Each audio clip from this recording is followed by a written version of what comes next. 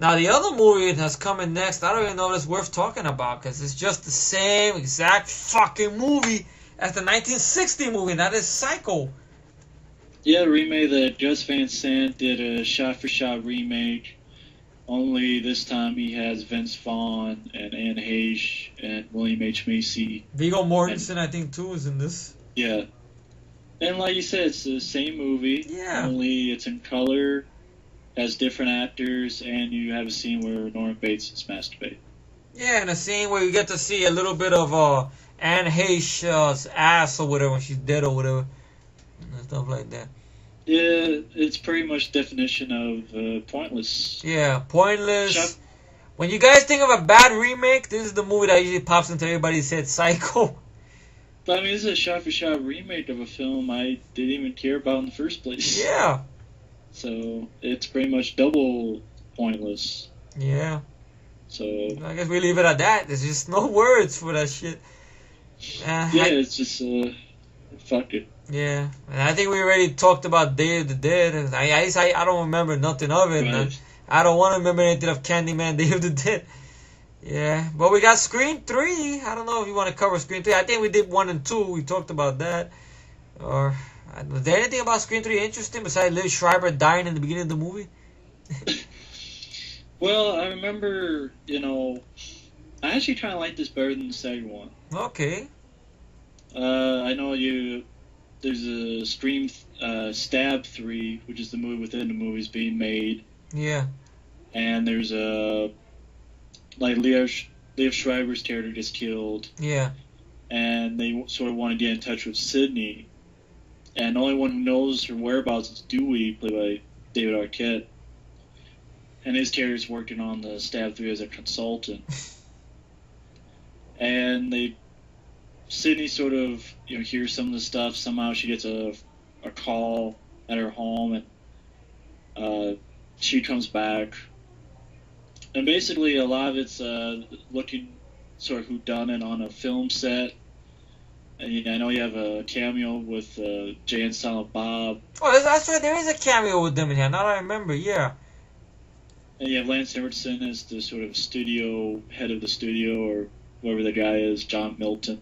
Yeah, I haven't seen Scream 3 in a long time. Then again, the only Scream one I've seen recently was the first one. They gave it on cable a while back, right. But I gotta see the sequels again. I mean, the ending to me was really horrible. Because you find out that it's, I guess, Sydney's brother is the killer, who was actually the same guy who was the director of this new Stab movie. Yeah. It was sort of a lame letdown, and I don't know, the thing I like when the horror movie goes into the film business, I don't know why, and I like to forget that girl's name. Courtney Cox? No, the other girl who was mimicking her. Oh, I think she's a Spanish Parker actress. Posey. Oh, it's Parker Posey? Really? Oh, I didn't know that. I didn't know it's Parker Posey. Wow. And I like those two sort of back and forth, and I thought the script still had some cool little dialogue, stuff like that. Found a way to put Jamie Kennedy back by a videotape, and he's talking about trilogies. Yeah. Which doesn't make any sense considering it's going to be Scream 4. Yeah. But, I mean, I don't know, I like the fact that David Arquette's character seemed to do a little bit more in this movie. Yeah. He didn't get almost killed off yet again. Yeah, that's good to know, yeah. Although at the same time, it's kind of weird because, none of the main characters really died. Like Neve Campbell, Courtney Cox, David Arquette, they all survived. Yeah. Which I was kind of fine with. I mean, fuck it. Yeah. But considering the whole thing was, in the third act, in the third one, all bets are off, but yet, everybody sort of survived. That's right, Patrick Dempsey's in this movie too, right? He plays the detective or something? Yeah, he's the one that says that, I think, yeah. And actually, the guy's, if you remember, that guy has a little partner, like a partner who's sort of a shorter guy. I don't know if you remember. I think so. Why? What's up with that guy? That's actually Josh Payas, the guy who played Raphael.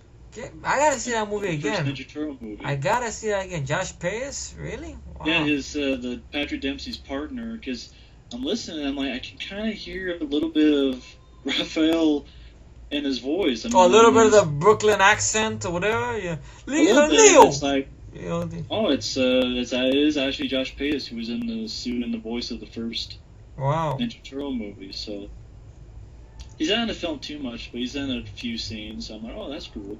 Okay. He's still working stuff. Yeah. Nah, I always got into Scream 3 a little bit more than the second one. Mm-hmm. Maybe because it didn't piss me off with Jamie Kennedy dying. Yeah. Because he's already dead by then. Yeah. I gotta give the movie another watch. I never disliked any of the Scream films. The Scream films, they're good films. I haven't seen the third one in a while, but I do want to see them again. And I'm not sure about Scream 4, if that's really needed. Even though I think Wes Craven wants to come back with it and stuff. Right. But what are your thoughts about Scream 4? You think you need it or don't need it? I don't think you need it at all. I think it's a waste of time. Yeah, pretty much. Because, I don't know, Neve Campbell, which is funny because after the Scream films were taken off, Neve Campbell's career with Wild Things, you know, was the big controversial movie, like a wannabe Basic Instinct movie and shit, you know, took off. And then she didn't do no more movies after Scream 3, so... Pretty much, yeah. Yeah, so I don't know if that's the whole idea. Maybe to try to resurrect her career, or they're gonna kill her character off, maybe, or something. I don't know, but that's what I've heard. Yeah, well, I wouldn't be surprised. Yeah. Now the next film is a fun movie that even when I first saw trailers of it, I was worried about it, but then when I rented the DVD of it, I had a lot of fun with it. The DVD has some real cool features on it and cool documentary on it. Jason X. A lot of people hate this movie. I mean, I know it has its little problems, but I'd rather watch Jason X than Jason Takes Manhattan, man. You know what? They hate the idea.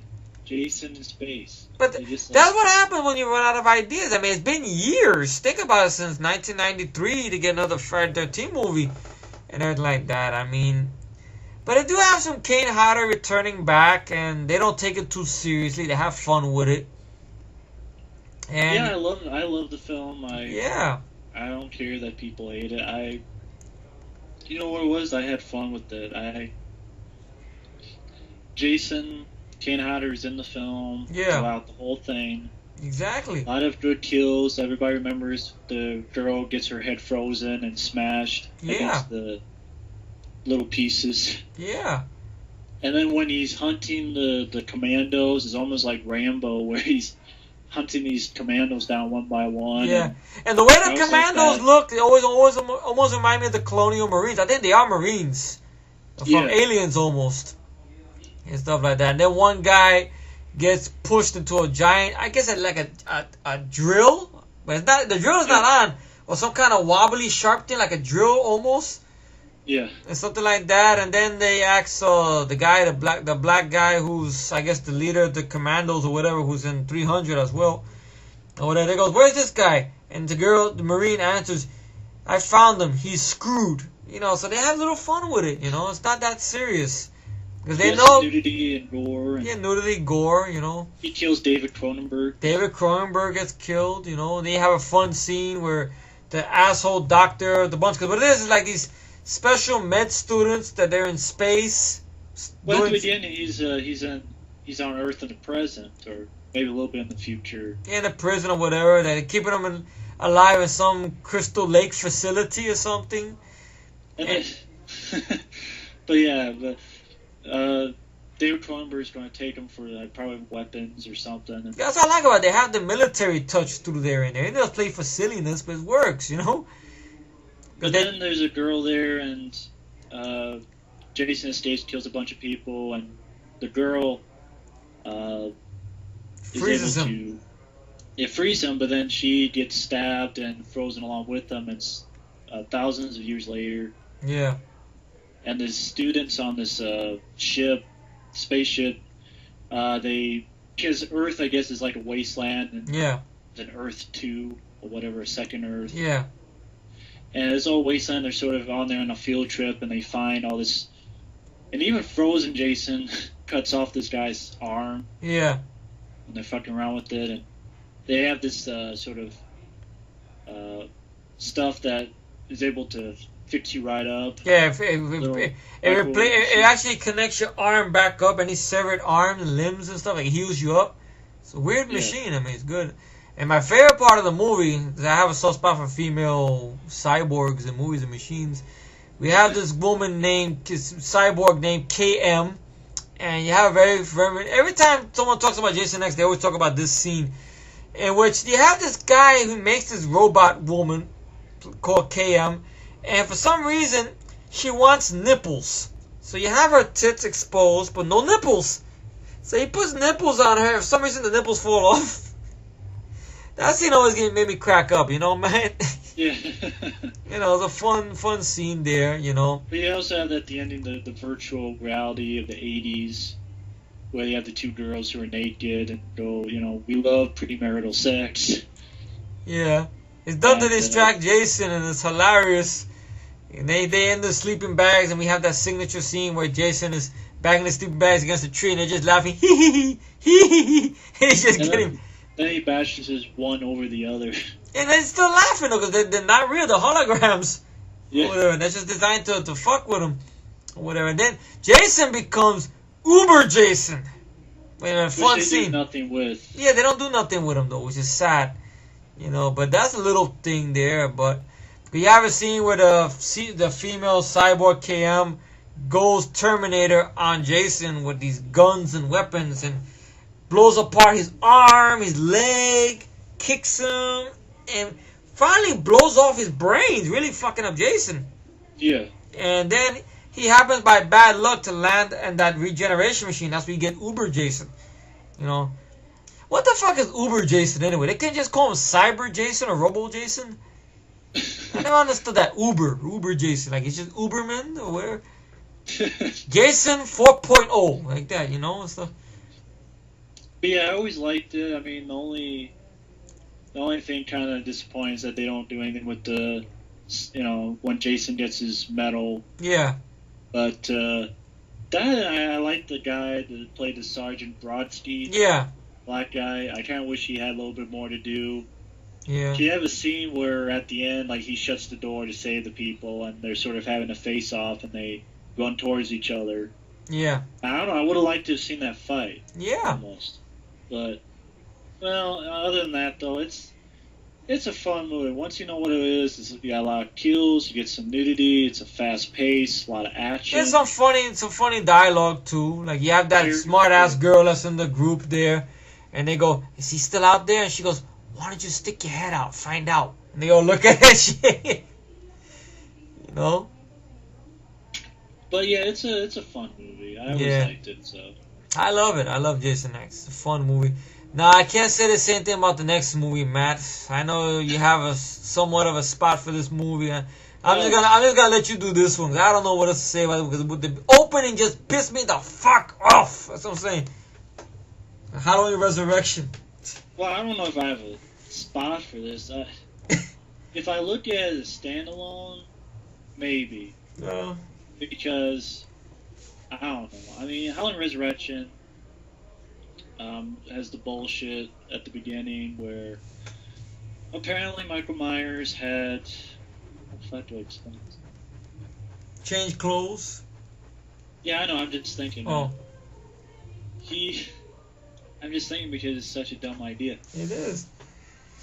He broke the throat of a paramedic, changed his clothes quicker than the Flash, and then it was really a paramedic who was in the ambulance, and really a paramedic who got hit with a van, the ambulance, and got up for some reason, and then got hit again by Jamie Lee Curtis and survived.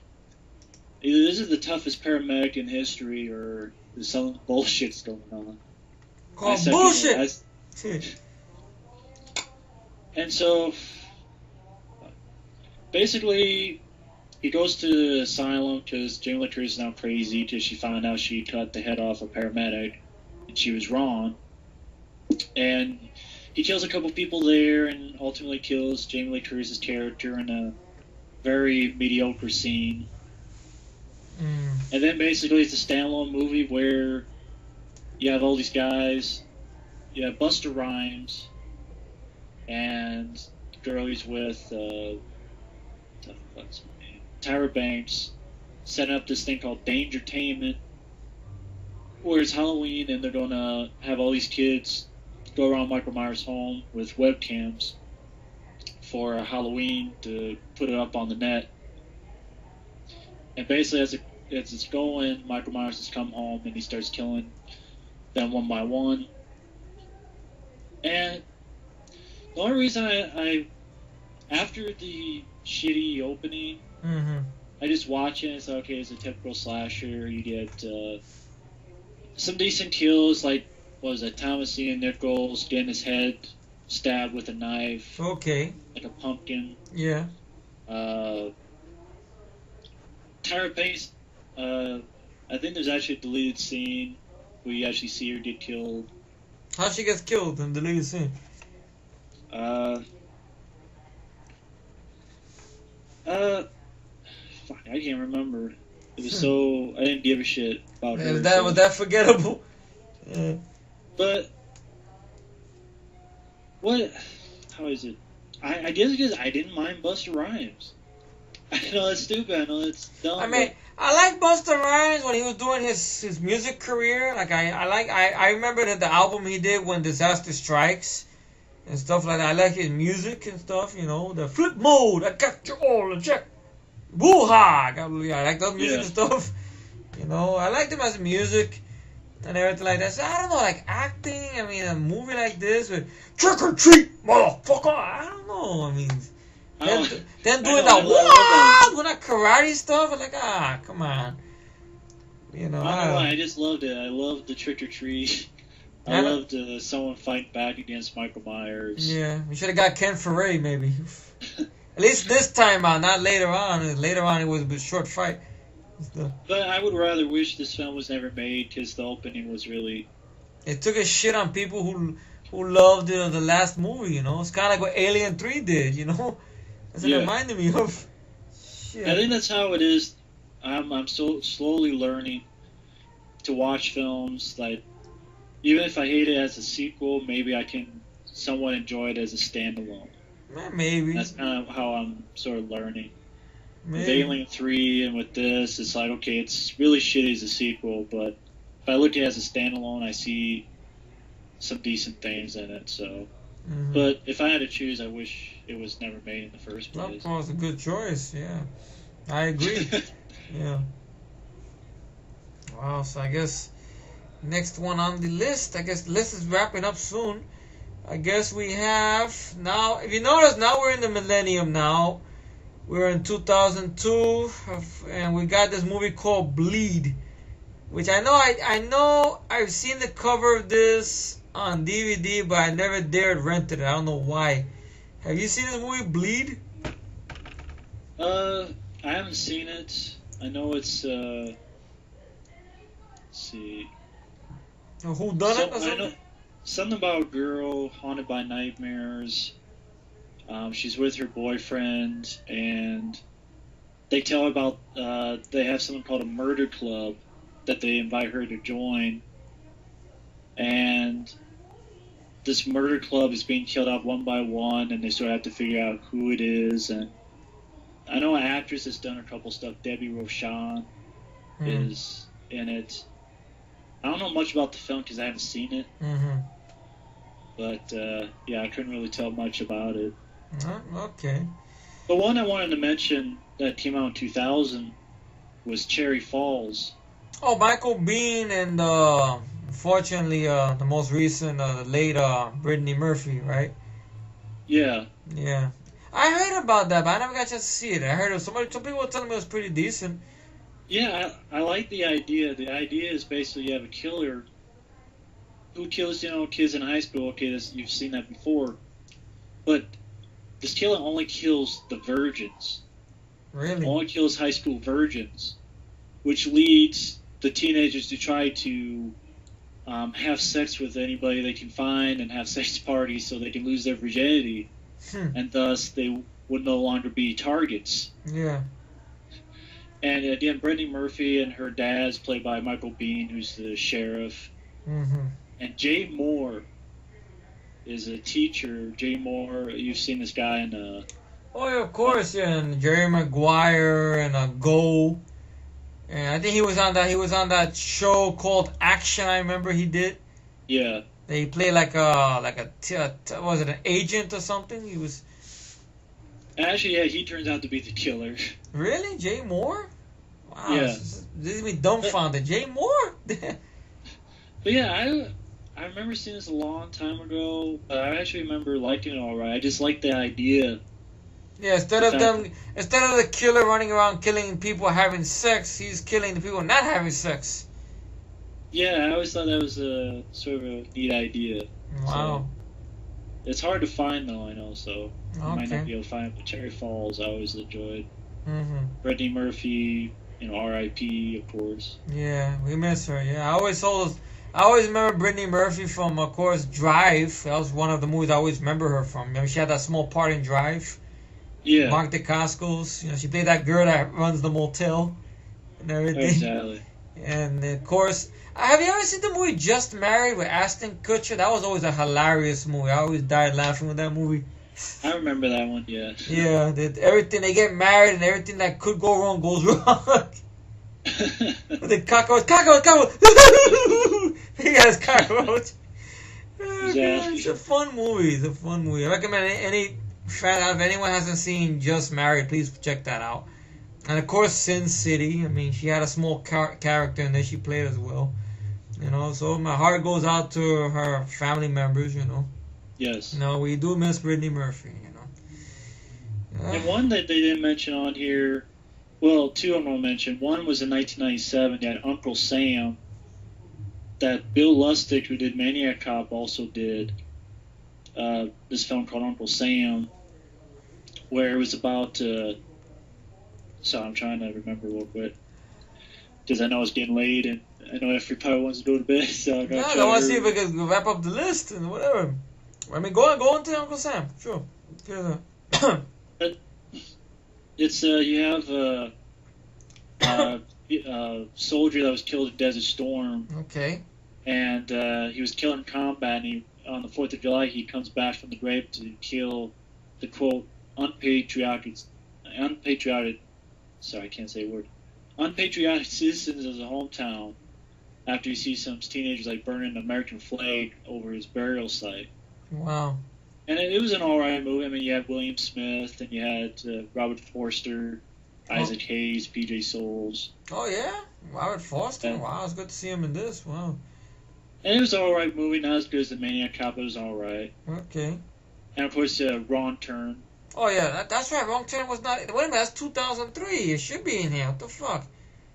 Yeah, I wanted to mention that one too. Of course, Wrong Turn. And that's the one in which Stan Winston actually produced, I believe. Yes. Yeah, and he did some of the effects as well. Yeah, it's a very good movie. Elijah Dushku.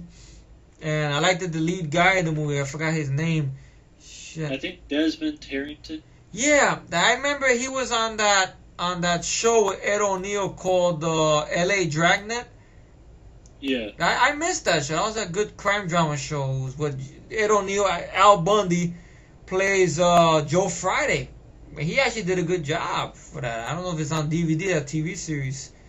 It was a real good one. So I think it lasted only one season. Yeah. But yeah, Wrong Turn is, it takes place in West Virginia, and you have these sort of cannibal mountain men who start hunting these teenagers. And what I liked about it, a lot of action, and I liked the two main characters. Yeah. Elijah Dushku and Desmond Harrington, yeah. Desmond Harrington actually seemed like a smart character. Yeah, he was a doctor, Elijah Dushku was great in it too. A lot of good action too. Yeah, of course. Yeah, I enjoyed The Wrong Turn, and the sequel has a lot of problems, but I like that Henry Rollins in the sequel, I admit, It's just they don't have him in the movie that long, though. I liked the fact that I thought the black guy was going to die, and he doesn't. He's actually one of the survivors. Oh, in the sequel to Wrong Turn, yeah. Some guy named Texas Battle. At first, I thought he was related to Anthony Anderson, because he looked like Anthony Anderson at times. Because I know Anthony Anderson has a brother who I believe was in the third Final Destination movie. He was the guy with the weights that got his head smashed. Yeah. That was Anthony Anderson's brother. Looks just like him. So just he looked a little slimmer, like a muscular. So Right. like think of Anthony Anderson with no fat. Yeah, you got his brother right there and stuff. And Ron Turn 3 sucks. Yeah, it looked like it was gonna suck because it just I don't know the momentum was just gone, you know. Yeah. Yeah. So now we're approaching a very fan favorite that was a long time in the making. Freddy versus Jason, which I saw in the theater, and the movie was not bad. I think it was the same writers who will go on to write the Friday 13 reboot. And sad to say that Kane Hodder, they didn't get him to come back for this one because Ronnie Yu's a fucking asshole, cheap motherfucker, you know, and shit. And Robert Englund does return back, and the movie is fun. I don't know what else to say about the film, man. Everybody knows about Freddy vs. Jason. Unless you want to add some to that, Matt. Well, I mean, Freddy vs. Jason, it's, a lot of fun. I mean, it's kind of weird having Ken Kirsinger. I don't think he's one of the great Jasons. Because he walks like Frankenstein, man. And it's also weird that he's scared of water, which I thought was bullshit. Yeah. I know people are like, oh, he's scared of drowning. I'm like, he walked into a fucking lake, folks. Yeah. And a bunch of movies. Bullshit. And the characters sucked. I didn't give a shit about any of them. Yeah. But at the same time, a lot of gore, and the ending was a lot of fun to watch. A lot of good action scenes at the ending, and good bits of gore, so I liked it. Yeah, the movie's a lot of fun. You know, who would think you would see Freddy and Jason on the screen, you know, opposite each other? You know. Yeah. It's not bad. Yeah. So I give that a thumbs up, of course. Now the next movie, this is a movie that caught me by surprise. I don't know if it's a movie that's rewatchable once you see it the first time, but I mean the first time I seen that, you know, I was like, wow, that's a hell of a punch. You know, the ending. That's how everybody remembers this movie. High Tension, directed by French director Alejandro Aja, who will go on to direct the Hills Have Eyes remake with Matt in the movie, actually. And everything. But this movie is a pretty slasher film, very gory, and involves two girls that they're going to, it's kind of like they're away from school or whatever, on break or something, and one of the girls invites her friend to this her family's house, and what happens is one night this guy comes in and pretty much kills the mother, the father, in a very gory scene, which is decapitated, and the dog gets killed. Very, very, very shocking shit. I mean, I don't know why I wasn't scarred from this movie. I mean, like Maniac or whatever, but something about it, it's just like, it was there, and then the girl, for some reason, the friend of the girl, the daughter of the house or whatever, gets kidnapped, not killed, and then her friend decides to pursue the killer, and everything like that, and a lot of stuff happened, good kills, until you get a climax where you think you know what you're getting, and you get a rope-a-dope in a way, you know, and it just comes out left field and punches you and realizes that, if you all have seen the movie, you know what I'm talking about pretty much. I know Michael King, if he's listening, Phantasm, he reviewed it, and he said he liked it the first two acts, but then when he seen the ending, he was like, what the fuck, you know, I understand, man, believe me, I do, you know, and you realize the girl that's coming to rescue her is actually the killer. Right. There was no man. So I don't understand in which she's chasing the killer with a car and the car crashes. Where the fuck the car went? So you realize that I guess it's all in the girl's mind, and it explains why when she sees the girl gagged up, tries to talk to the girl keeps on screaming and won't shut up. So that explains that part. And then it cuts away to see the guy with the giant saw, bigger than a chainsaw. I think this is saw the construction workers used to work on the street to cut the concrete. Real big motherfucker. Chases the girl with it. Girl finds help. The guy gets her in the car. And the driver to me always seems very stupid. He's like, I don't know if he's trying to start up the car or he's like in shock. What's going on? What's going on? And gets pwned with the saw right through the fucking windshield and blood all over the fucking place. And then they end up in the street. Now it cuts away, because it cuts away from the man seeing the killer. Then you realize the woman holding the saw, and she's the killer. And then she gets stabbed with, I guess, a part of a tire wrench or whatever through the shoulder. And then she repeats something, "I die for you, I die for you." And then you hear that music that always was haunting, but it was a cool beat by Muse. It's called Newborn. That beat. And if you don't know the song, you know what I'm talking about. And then you realize, the girl lived, the girl that survived, but her friend is in a mental hospital and just staring at the two-way mirror staring, and then the movie ends. And I know I fucked up the movie, but hey, I mean, we're blowing things out of the spot, might as well. But I don't know, something about it. I mean, I couldn't hate the film. I don't know why. Maybe because it's kind of like that Fight Club, which I have a soft spot for Fight Club. Maybe it's that same Fight Club reference that you think is two characters, it's only one character. Even though some parts don't make any sense. But I don't know. I gotta give it maybe a 6 or whatever. I don't know if I have to rate it from 1 to 10. So how do you feel about it, Matt? I remember the first time I saw it, and I was really impressed by the tension. Yeah. Some weird stuff like, the guy in a pickup truck getting hit from a headless, like just a... decapitated head. Yeah. I know, I was like, what the fuck? He's, screwing the head in his truck, okay? Yeah. Just drops it off. And then, you see the main girl, playing with herself on the bed. I'm like, oh, okay, I like this. Yeah. Fingering himself. I can watch this movie. Okay. Gives some good kills. And then the ending, the first time I saw the ending, I hated the movie. Yeah. I said, fuck this movie. Yeah. Then, I don't know, I bought the DVD and I watched it again. And I don't know, I kind of liked it because I thought director knew what he was doing in terms of building tension, but also using gore. Mm-hmm. It's just that ending, like you said, it makes it so that some parts don't make sense. Yeah, they were the car chase, where she chasing the killer and everything, like where the fuck the car went, and everything like that. So yeah, I mean, other than I do have problems with the ending, but I don't know, I don't hate the movie. Yeah, it's strange. I don't know why. Usually a movie with an ending like this, I'll be like, fuck it, but I don't know, something about Alejandro Ajah. I mean, maybe because he writes and directs it, so maybe with the way he wrote it. And plus, thanks to this movie, this what got him the job to do the Hills Have Eyes remake, which he knocked that out of the fucking park and beyond, and stuff. But I don't know, this movie, it's there. I haven't seen it in a long time. I gotta see it again. Maybe I don't know if the commentary track is in English for Alejandro Ajah. I think it is. Yeah. So I gotta see it again. And now we got the movie, which I did see, Black Christmas. This is the remake, 2006 remake, with the same producers who did Final Destination movies.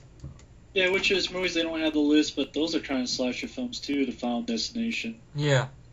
Because it's about death, but it's a force of death that kills each one of those, which I kind of enjoy. I know Effrey's not the biggest fan. Yeah, I'm not really not into that, the whole thing about... Because you know what it is? When I saw the first one, I was like, wow, this is amazing. A guy getting killed in a bathtub and stuff. It makes you want to fucking walk around with a bucket of foam rubber around you and shit.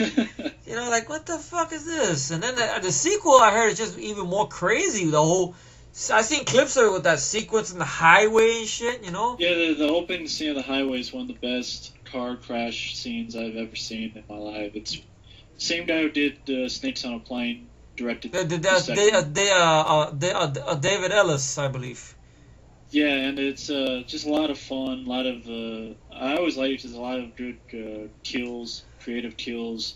Yeah. A kid walking outside and birds fly up and there's people lifting a big piece of glass that lands and crushes the kid. Damn. And later on, his mom gets her head cut off in an elevator. Jesus. And then in the third one, you have the roller coaster, which I always thought was a cool idea because you're in a roller coaster, you think, oh shit, what if this fucks up? Yeah, that's why I don't go on roller coasters. Fuck that. But I mean, real quickly, so we can get back to the list. I mean, Final Destination 1 I liked. It's a little bit more of a spooky. I like Devon Sawa in it. Yeah. Second one was my favorite because I like the guy who's sort of like a little bit of a druggy type of guy, but he always made me give some laughs, and the great action, and more for gore. Hmm. And the third one is kind of it's okay, but it's it didn't care about the characters, didn't care about the ending. So I mean, it was, but he had some good kills, like you were talking about the guy, Anthony Anderson's brother. Yeah. Gets his head crushed by the weights. Yeah. Or the guy's like they're in a car and there's someone coming behind them. They're at like a drive-through. Yeah, and the engine goes to the guy's head. I remember that scene. Yeah. Yeah, the car behind them hits, and then their engine goes to I was like, wow, I haven't seen that before. Yeah. Yeah. But yeah, Black Christmas remake. It's kind of like the same, only they threw incest in there, and you got the killer eating flesh animal cookies or whatever, like those cookie cutters. Yeah, his mom, who's dead, and he takes a cookie cutter and takes the skin off and fries them up and eats them. Like cookies or whatever, like bakes them or something. Yeah, it's amazing. They put him in an insane asylum, and it's these girls are home at Christmas during a big storm. Yeah. And he escapes, and you find out that there's actually two killers. There's Billy, and there's just his sister. I think his sister/daughter. See, get to that thing, you see. And then they do a lot of eyeballs. They punch a lot of eyeballs out. Yeah. To make a special body part tree. I remember one kill. They take a ice skate and they throw it, and it chops like the top of the girl's head off. But I don't know. I mean, it's got some good kills and gore, but it's just sort of there, sort of like. And the ending, it's like too many endings, like 4 or 5 endings. Oh really? I only saw the one ending, the one I saw. No, I mean it felt like 4 or 5 endings. Like it just kept on ending. Like first they're at the house, and then it burns up. Then they're in the hospital, and then one of them is not dead, and both of them's not dead, and then one of the 2 survivors get killed, and then the girl. I don't know. It's like I felt it went on too long. Yeah, they kind of overdid it on the ending. They're like, oh, we make the only thing is over, haha. Exactly. Yeah. So yeah. Plus, I always thought it was stupid how one of the older women get killed, like a big icicle falls on top of her head, and I went, wow, you could see that coming a mile away, and it looked stupid. But yeah. Speaking of stupid. Oh yeah, of course. Next movie on the list.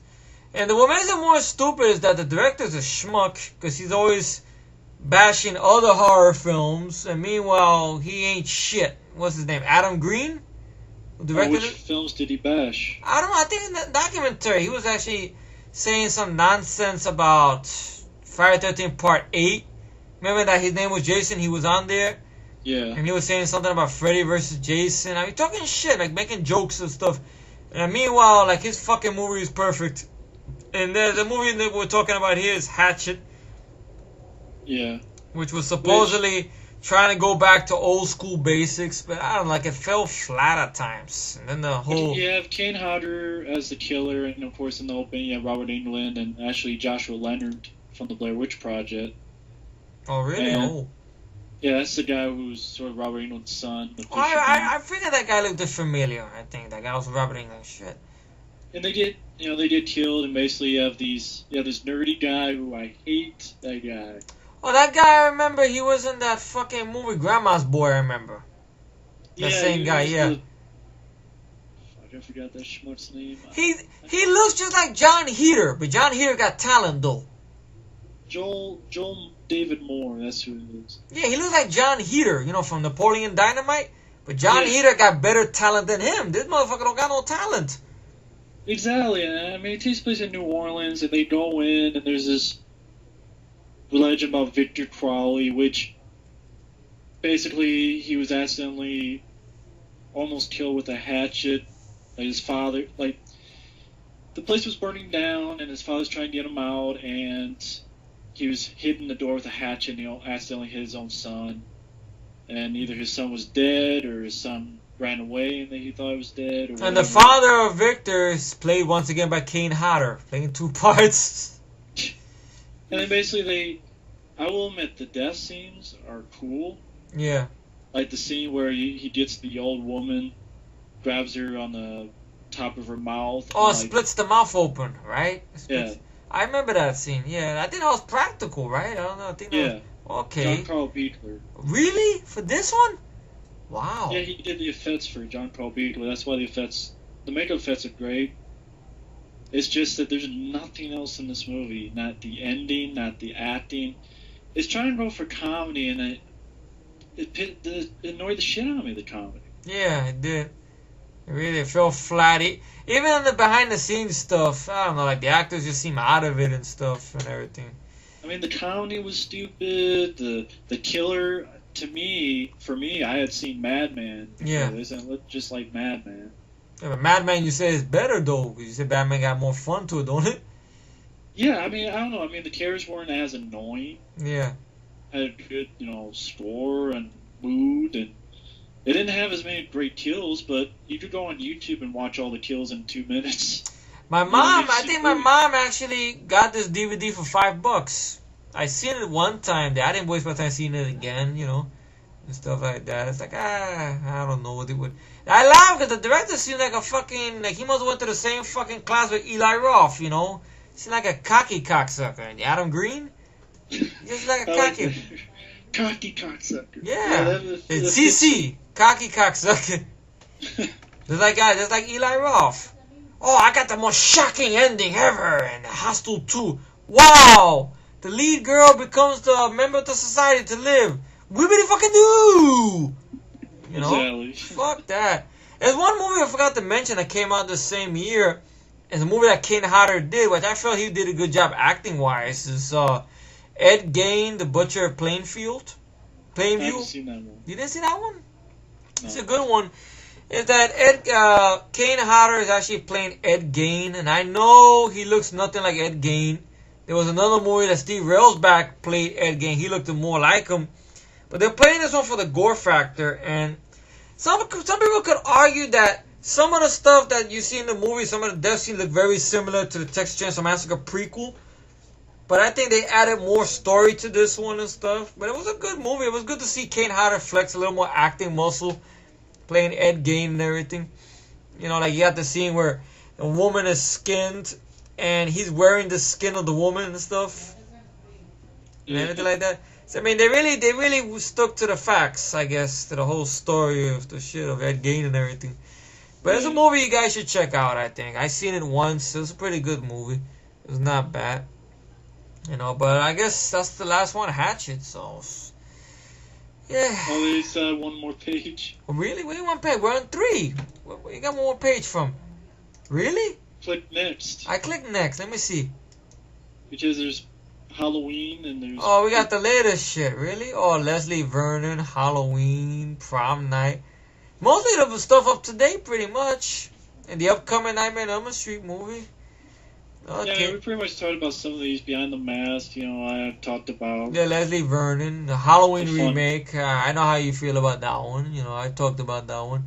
Prom Night remake with a bloodless slasher movie, which makes no sense. April Fool's Day, boring movie. There's a remake, boring movie. Yeah, and Friday 13th remake. It's a fun movie. It's a fun movie. Good throwback. That's all I can say about it. It's a good throwback. It's not a fucked up remake like the ones we mentioned before. I mean, besides Halloween in my book, but it's a simple story. Derek Mears did a good job. I'm not a fan of a little bit of the killer cut because I felt the scene with the girl doing the Mission Impossible MacGyver escape was not needed and stuff. But it's a fun movie. I'm looking forward to the upcoming sequel they're working on. I would have liked a little bit more death scenes. Yeah, they'll probably make up for it. Yeah, they'll probably make up for it. I mean, they did good creativity with that girl getting burned in the sleeping bag. I liked that. That was a good touch. I mean, the other kills, I liked them, but they weren't too creative. They could have been a little bit more creative with some of them. Well, they'll probably take that note on that, hopefully, maybe, with the sequel.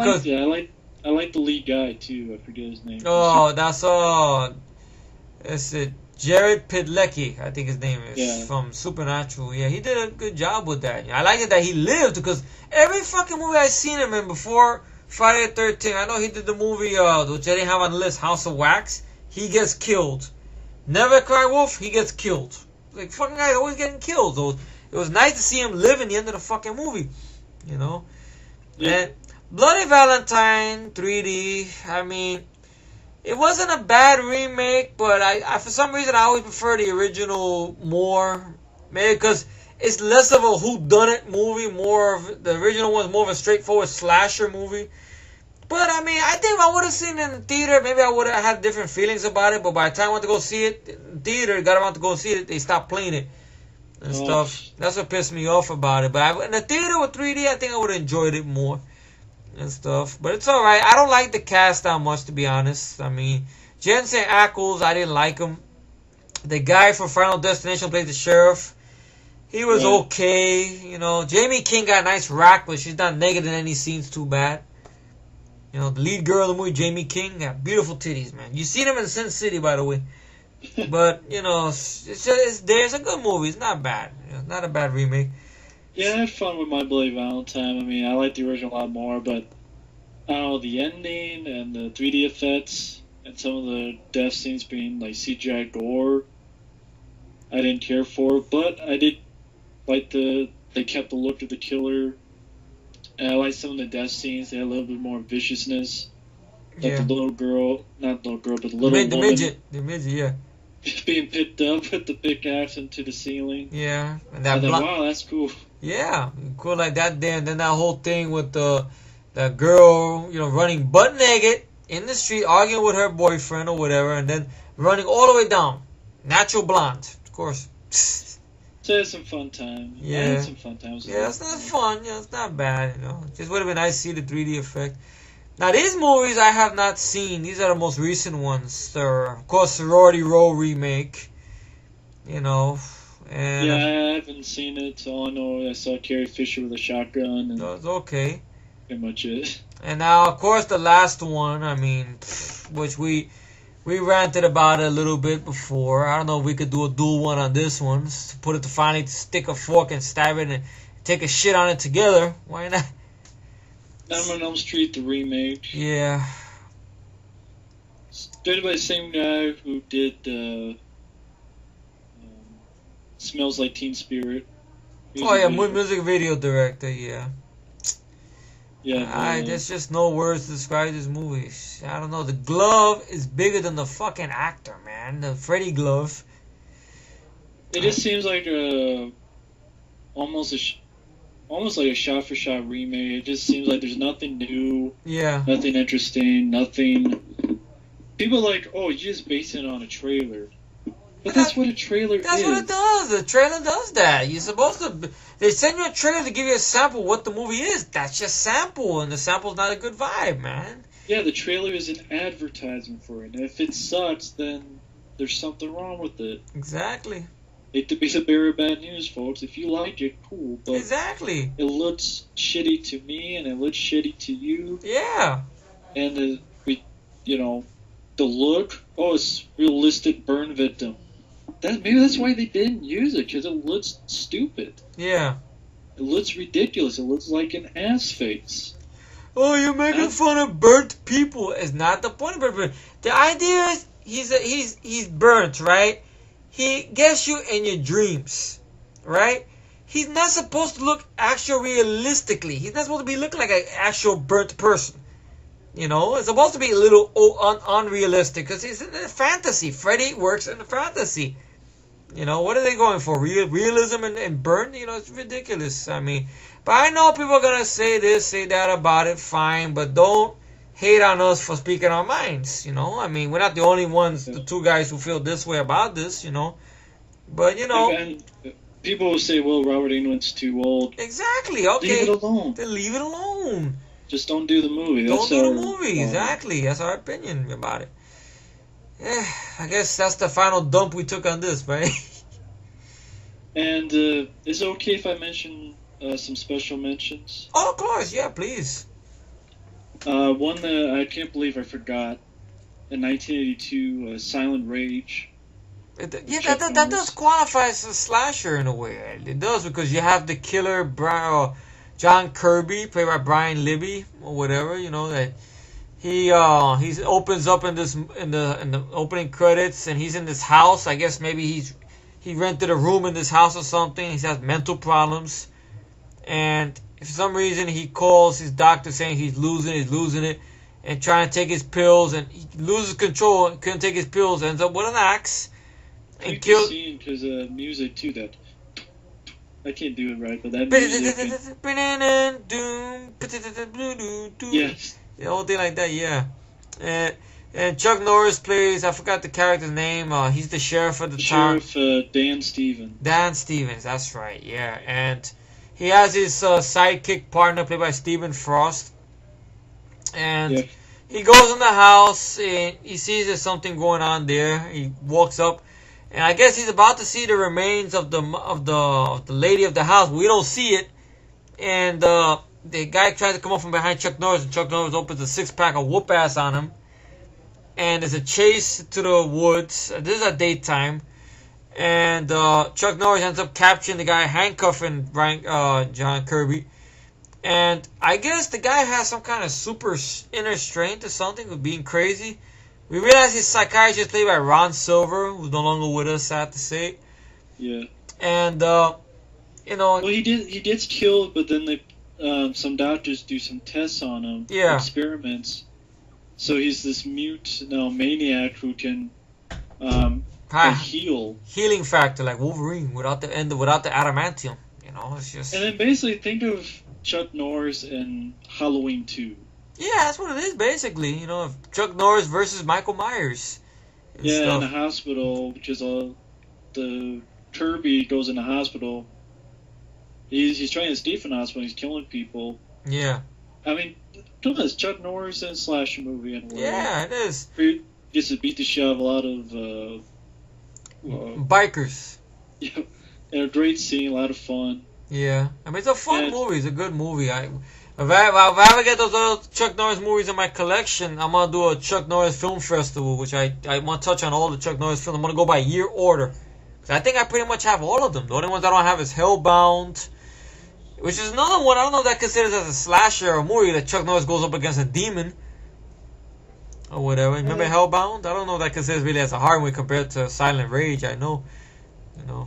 Yeah, I mean, I know Silent Rage people like, oh come on, he does martial arts on the guy. Well, that's why he's a martial artist. Of course I want to do.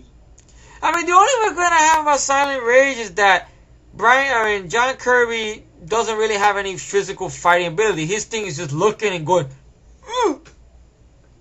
like that, you know, like if he was like Andrew Scott or something, like a little Dolphins kind of, you're a soldier, had a little bit of ability and stuff, then you really root more for Chuck Norris. But it was still good to see, because every time he knocked him out and kicked him out, you think he knocked him out, then he heal up and grab Chuck Norris and stuff. Yeah. I mean, it's a good movie. It sets up for a sequel that never happened, but it's still a good movie. Brian Libby looked like he did a lot of good research for the character, you know. Yeah, and it's just a lot of fun. It's a fun time. Exactly. And I had to mention that. Of course. It's a favorite of mine. It's one of course, it is. It's a good Chuck Norris flick. I mean, not bad. The score and the whole thing is awesome. That fight. I also want to mention one called Slaughterhouse.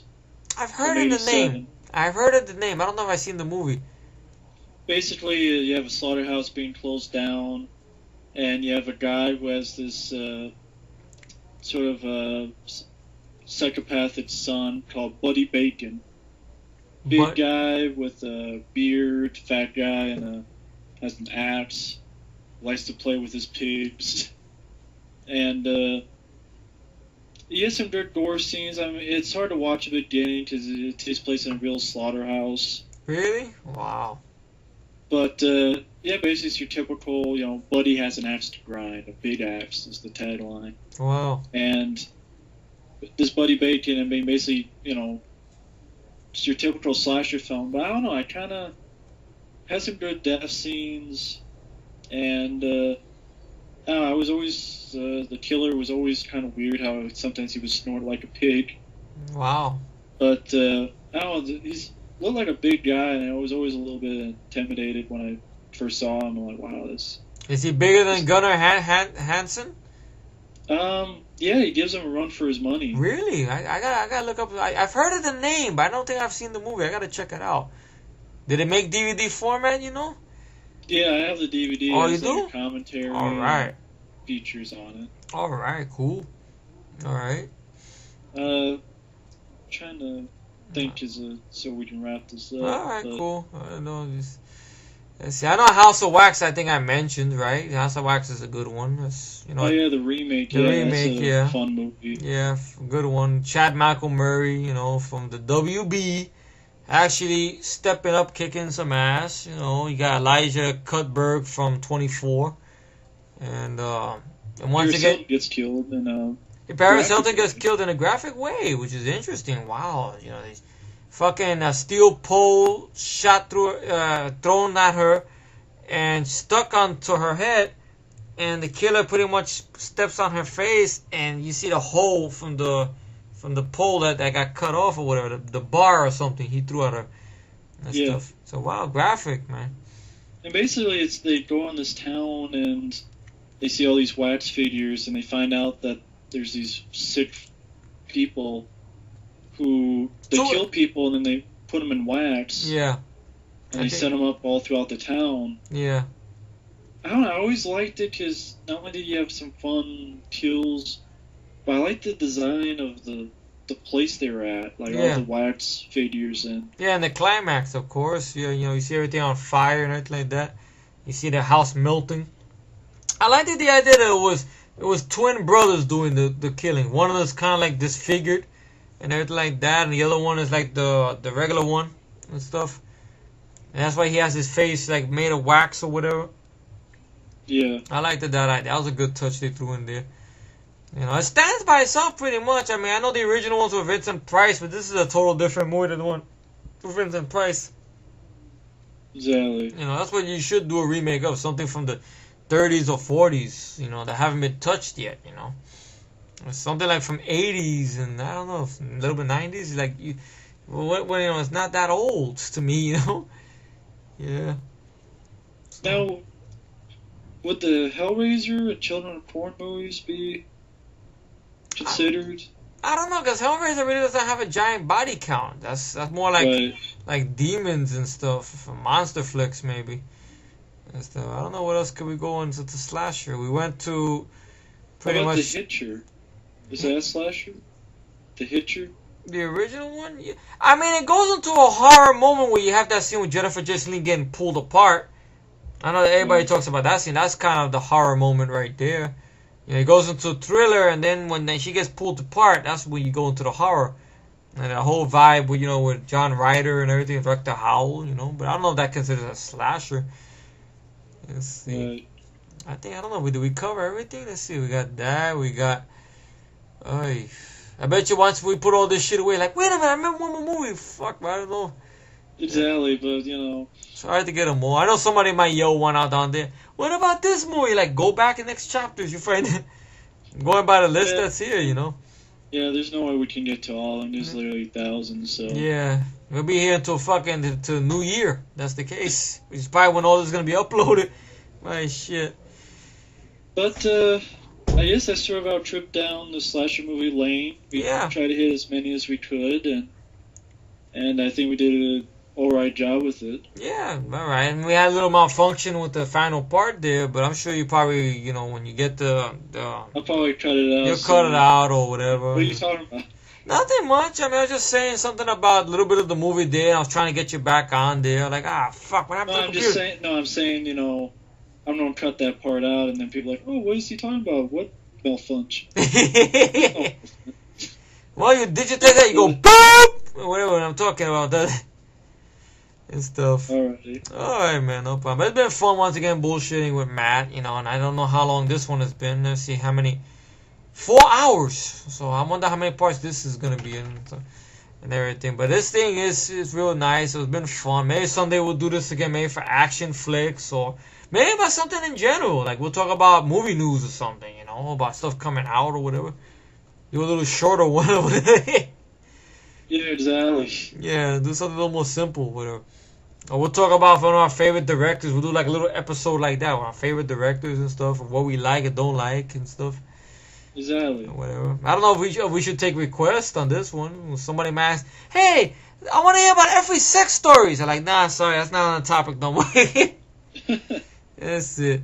I don't know, but anything I don't know like about movies or stuff or I don't know. We did a little bit about remakes about this one. I mean, Yeah.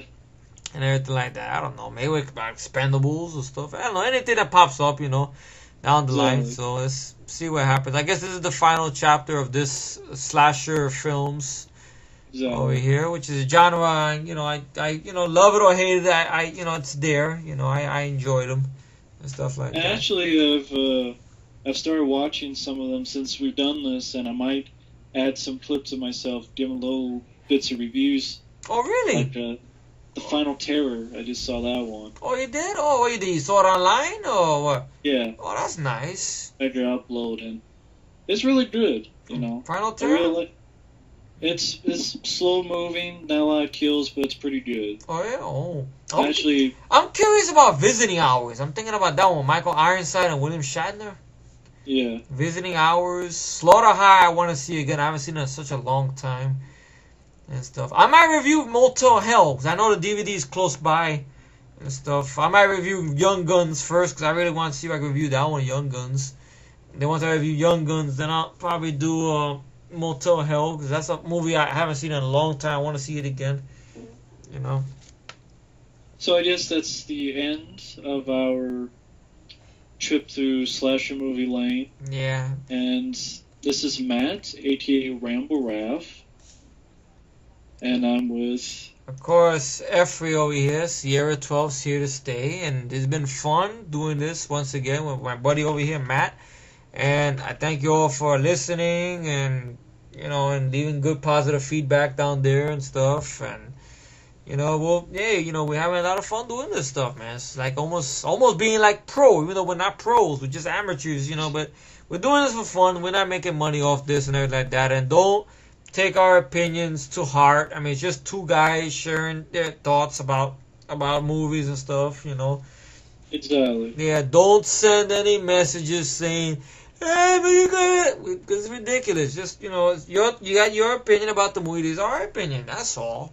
To each is his own. That's it. That's it.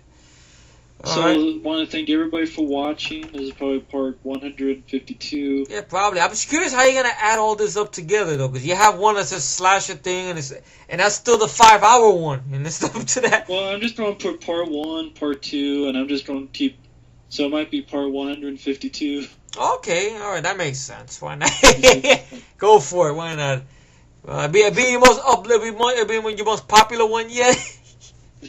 Well, I think the longest video you did was your Q&A. I remember one time I was up to 25 or 21. You're just gonna bash that record. Shit. Exactly. Oh man, so been good doing this. A lot of fun and stuff. And thank you all for watching and listening. So we will see you at the movies.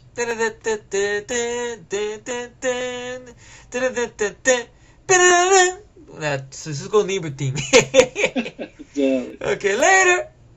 Later. Later.